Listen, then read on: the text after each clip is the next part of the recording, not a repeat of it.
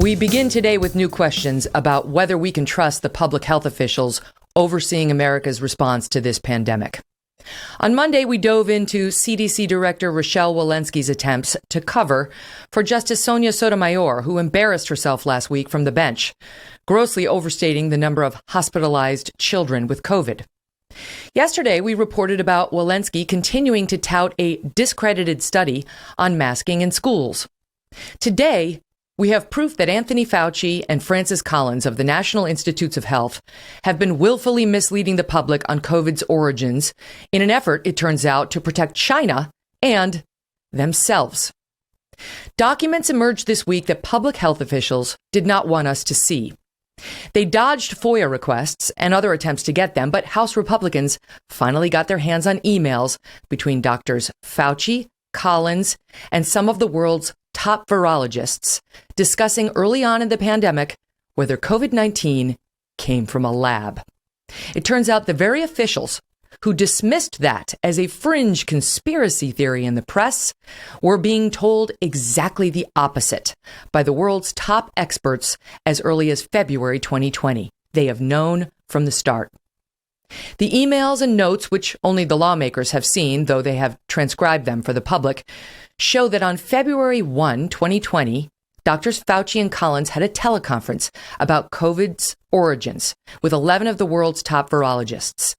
Emails were exchanged the very next day that make clear several of those advising Fauci and Collins believed this virus came from a lab, not some bat or other animal from a wet market or a cave. They had studied the virus's genetic makeup, you see, and found the insertion of a genetic sequence that makes a virus more transmissible, a furin cleavage site. Physicist Robert Mueller was on our show in June explaining why the furin cleavage site in SARS-CoV-2 is indeed a smoking gun that proves lab origins. There is a particular part on what's called the spike. You know, if you see a picture of the virus, it's a sphere with these spikes coming out. These spikes are what attach to the victim cell. Now, this spike in coronavirus has a particular feature that makes it extremely capable of attaching to a victim cell and injecting its virus particles very quickly. To get in so quickly and so effectively as to be really infectious, it has this little code in it. And the little code is something that has never been seen in this whole class of coronaviruses that include both SARS, which is famous, and MERS, the Mideast respiratory syndrome. Though neither of those had this in it. So this is really something unexpected, unique. And it's inconceivable that this could have happened by accident. It was efficient. It was highly contagious to humans from the start. And that was a tell. The former director of the CDC, Robert Redfield, backed the lab leak theory publicly last summer, writing in the Wall Street Journal, "What virus comes out of a bat cave and infects humans by the millions? It's not biologically possible." One of those scientists on that call with Fauci and Collins, a Brit, Sir Jeremy Farrar, sent a follow-up email to Collins and Fauci the next day, expressing support for the lab leak theory. He relayed the thoughts of two more experts, Robert Gary of Tulane University and Michael Farzan of the Scripps Research Institute. Robert Gary, he said, can't think of a plausible natural scenario. And Farzan was, quote, bothered by the furin site and having a hard time explaining that outside the lab.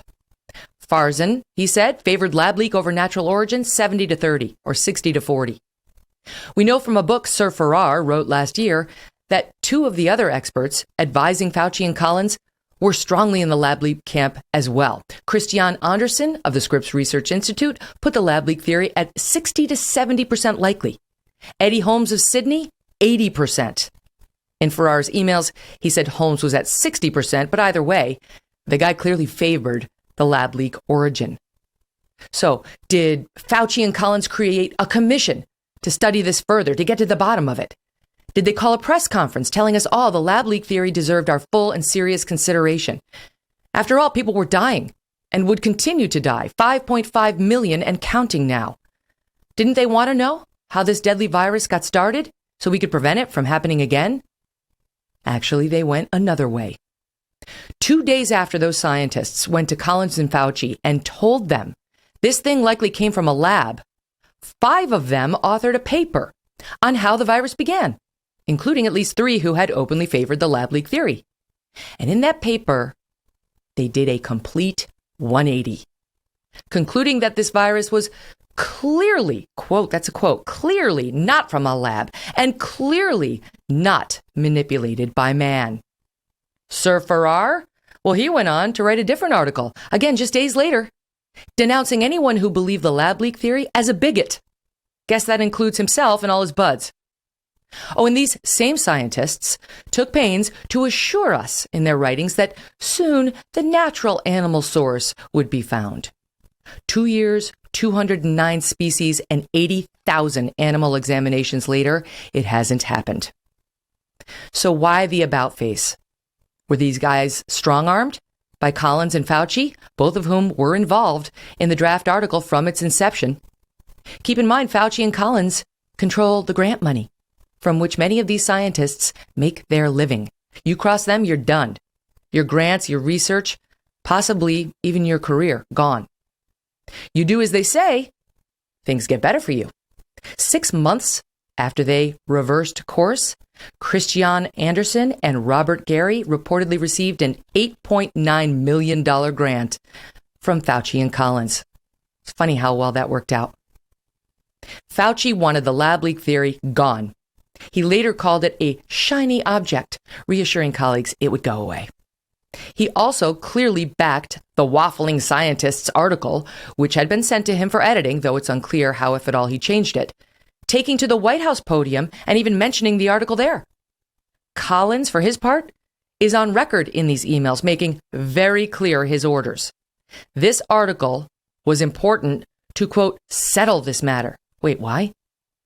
He wanted to, quote, put down this very destructive conspiracy about a lab leak, lest the experts do, quote, great potential harm to science and international harmony. International harmony? He means China. Shut up about the lab leak in Wuhan, China.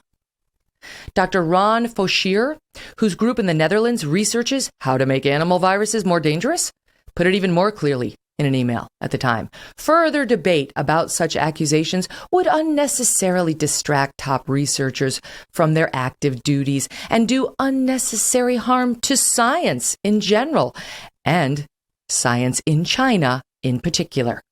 And there it is, China.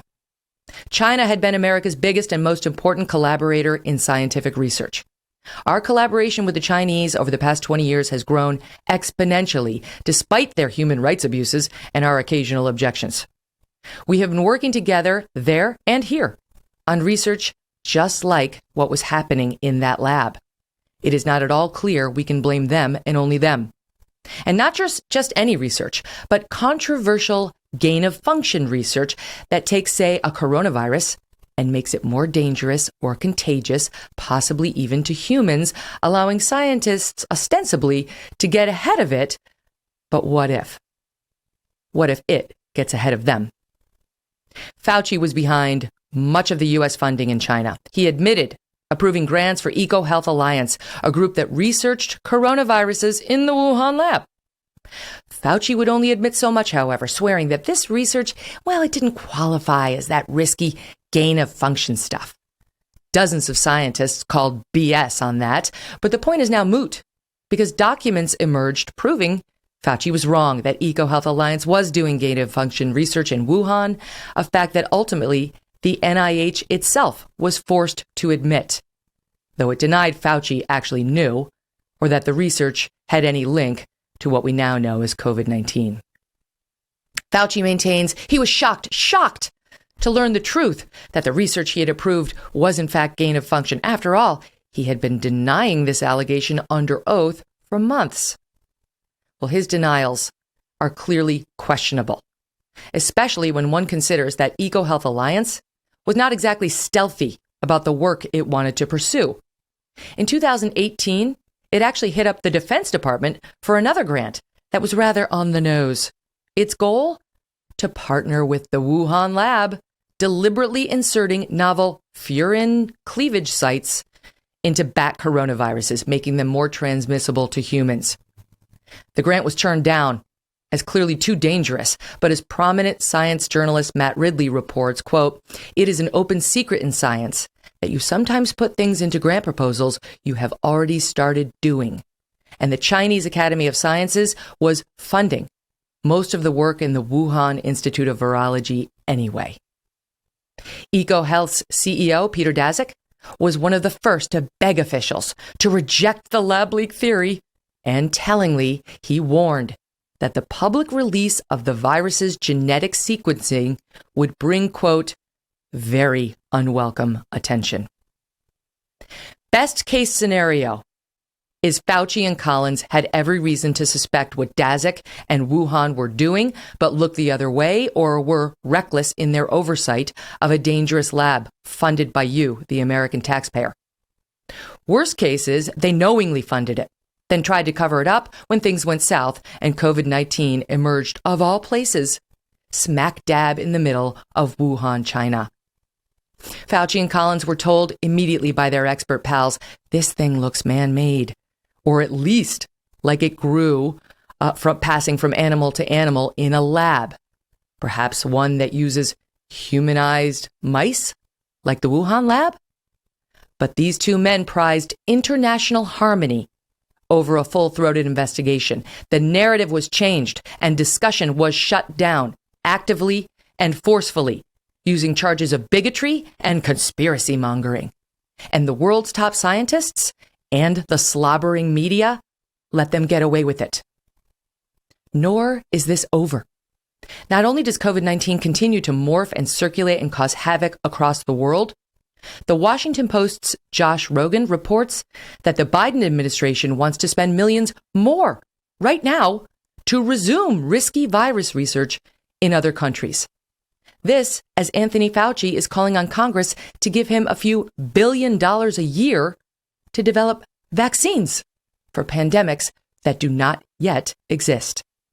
And when asked this week to come clean about these exchanges with the world's top virologists about the origins of COVID-19, he dodged. Did you communicate with the 5 scientists who wrote the opinion piece in Nature where they were describing, there's no way this could have come from the lab? That was not me. Did you talk with any of those scientists privately? You keep distorting the truth. It is stunning how you do that. Did you talk to any of the scientists privately Yes. who wrote the opinion? You did. Well, what were they telling you privately? Well, let me explain. You're going back to that original discussion when I brought together a group of people to look at every possibility with an open mind. So not only are you distorting it, you were completely turning it around, as Were most you of the usually scientists do. that came to you privately, did they come to you privately and say, no way this came from the lab? Or was their initial impression, Dr. Gary and others that were involved, was their initial impression actually that it looked very suspicious for a virus that came from a lab? Senator, we are here at a committee to look at a virus now that has killed almost 900,000 people. And the purpose of the committee was to try and get things out, how we can help to get the American public. And you keep coming back to personal attacks on me that have absolutely no relevance to reality.